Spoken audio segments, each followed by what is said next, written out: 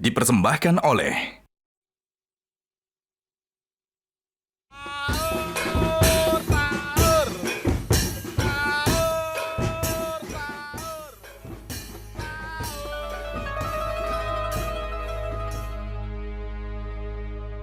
Abi, Dede, Kakak bentar lagi mau imsak nih. Minum ini dulu yuk biar kita kuat puasanya. Bunda, bawa apa itu? Ini loh Bunda bawa minuman susu 7 kurma, minuman yang berkhasiat. Karena selama puasa sangat penting memilih makanan dan minuman yang bernutrisi untuk jaga daya tahan tubuh seharian selama berpuasa. Pas banget nih biar badan tetap kuat selama bulan puasa. Pasti dong, susu steril 7 kurma ini dipercaya sebagai superfood. Karena minuman ini mengandung kurma yang kaya akan antioksidan. Selain itu, buah kurma membantu kita terhindar dari gangguan pencernaan, penyakit jantung, dan anemia. Betul tuh Abi, kalau badan kita kuat selama berpuasa, kita jadi bisa melakukan kegiatan-kegiatan seperti yang Nabi kita kerjakan. Contohnya sholat malam, tadarus, tarawih, dan berzikir. Wah, aku mau coba dong.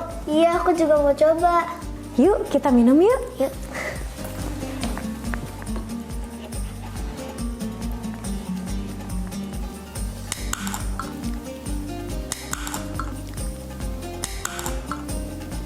Bismillahirrahmanirrahim.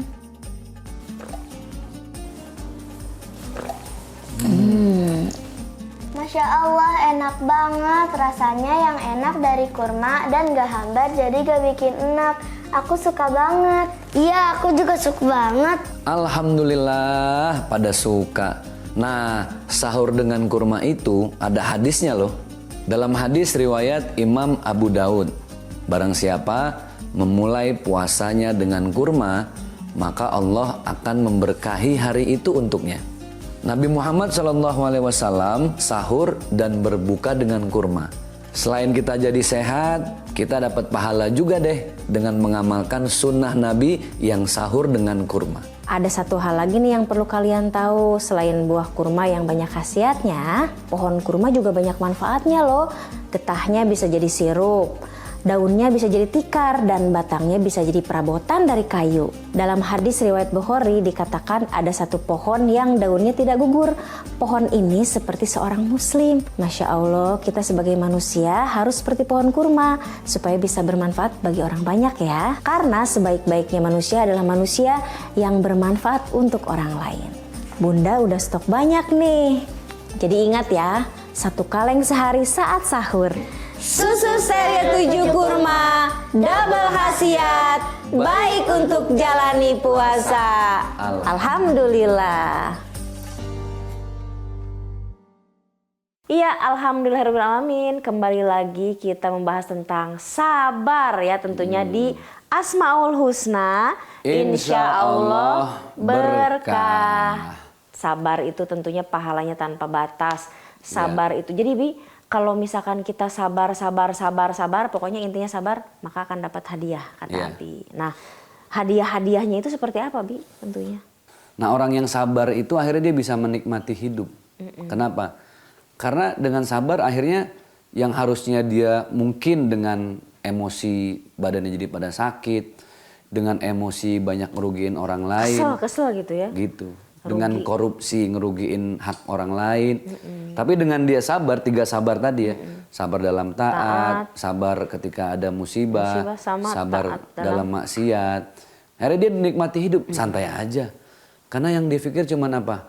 Ya hidup sabar cuman sekali. Ngapain dihabisin dengan hal-hal justru yang membuat banyak rugi. Jadi nggak akan pernah merugi orang yang selalu bersabar. Itulah kenapa innallaha ma'as-sabirin. Coba lihat, Allah nggak bilang orang yang paling dekat denganku orang yang sholat. Orang yang paling dekat denganku orang yang haji. Enggak. Innallaha ma'as-sabirin. Orang yang selalu bersabar. Mau dalam haji, mau dalam sholat, mau dalam puasa. Dia sabar aja dengan kategori 3 sabar tadi. Nah, orang ini akan selalu tenang. Tenang apa? Artinya ya cooling down terus. Ketika ada yang mancing, dia nggak akan kepancing. Kenapa? Karena ya udah ada Allah. Kan yang penting dalam hidup itu kita mencari penilaian Allah. Buat apa kita dibilang hebat di mata manusia, kita dibilang jagoan di mata manusia, tapi justru nggak punya nilai apa-apa di mata Allah Subhanahu wa Ta'ala. Sabar sampai kapan sih? Ada batasnya nggak sih? Sabar bukan gini, kita lewat di pangkalan ojek nih, tiba-tiba ada yang ngeplak pala, woi gitu, nggak marah tuh, kok diam aja? Iya kata Ustaz Zaki suruh sabar. Ah itu salah. Salah ya.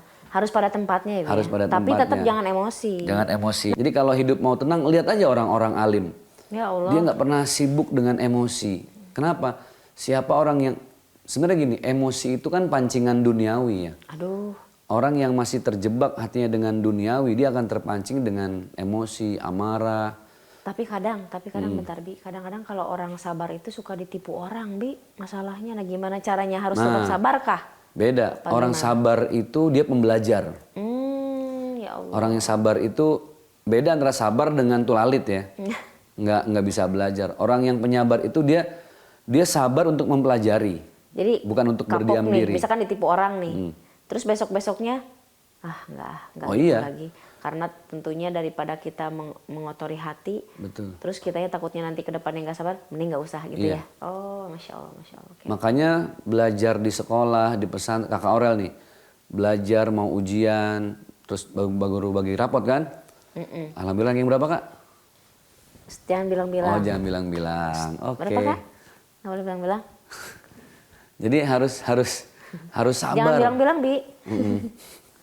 Harus sabar dalam belajar itu, termasuk belajar dalam hidup ya harus banyak-banyak sabar. Jangan bilang-bilang. Kenapa? Karena kalau kita nggak sabar dalam hidup, akhirnya nggak banyak belajar. Mempelajari hidup tuh harus sabar, santai. Kenapa ayat yang pertama Allah turunkan melalui malaikat Jibril itu Iqra, bacalah. Jadi membaca, lihat orang-orang yang alim tuh selalu sabar. Contoh kita lihat guru kita Gus Baha, itu kan ilmunya keren-keren banget. Saya termasuk orang yang mengidolakan beliau karena ilmunya betul-betul terimplementasi dari kesehariannya. Jadi apa adanya. Apa adanya. Beliau coba lihat, ya kita belajar dari siapapun ya. Saya melihat beliau sederhana, nggak neko-neko, nikmati hidup cuma pakai sarung, bergaul dengan siapapun. Aduh kita untuk seperti itu susah. Itu beliau ya seperti kalau kita mau lihat ilmu padi ya seperti beliau. Masya Allah ya. Semakin berisi ilmunya semakin merunduk. Mudah-mudahan kalau ada yang ya murid beliau, mungkin keluarga beliau menyaksikan program ini, salam dari kami sekeluarga untuk beliau. Banyak ilmu-ilmu dari beliau yang saya pribadi mempelajari walaupun semoga sekilas. Bisa ketemu ya. Hah? Semoga bisa ketemu kita Ya, insya Allah kapan waktu bisa ketemu. Amin, ya Allah, ya Rabbal Alamin. Karena belajar sederhana itu susah. Susah ya. Kalau belajar untuk gengsi-gengsian, flexing nggak usah belajar. Gampang ya. Itu fitrahnya manusia, bisa sombong kok gampang. Tapi menyederhanakan hidup. Hidup sederhana tuh bukan berarti pakai baju bolong-bolong, nggak. Bukan. Hidup sederhana itu artinya di hatinya ya sederhana. Nggak ada dunia, nggak ada mobil, nggak ada rumah. Di hati cuma ada Allah. Sederhana banget hatinya. Cuma ada Allah gitu. Terus belajar ya Bi ya. Nah Masya Allah mudah-mudahan. Aduh ini bahasannya sangat-sangat jadi bikin Bunda untuk terus belajar menjadi manusia lebih baik. Kesederhanaan, kesabaran, dan insya Allah gurunya Abi yang Abi sukai, yang Abi tentunya takjim sama beliau, tentunya kita juga, saya juga sebagai istri takjim, mudah-mudahan dipertemukan. Ya, insya Allah ya.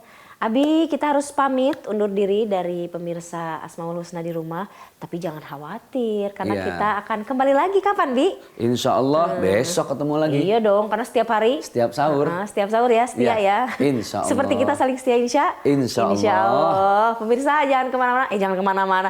Udah kita mau pamit ya, kembali lagi besok di Asmaul Husna. Insya Allah berkah. Terima kasih. Wassalamualaikum warahmatullahi wabarakatuh. Jelajahi cara baru mendapatkan informasi. Download Metro TV Extend sekarang.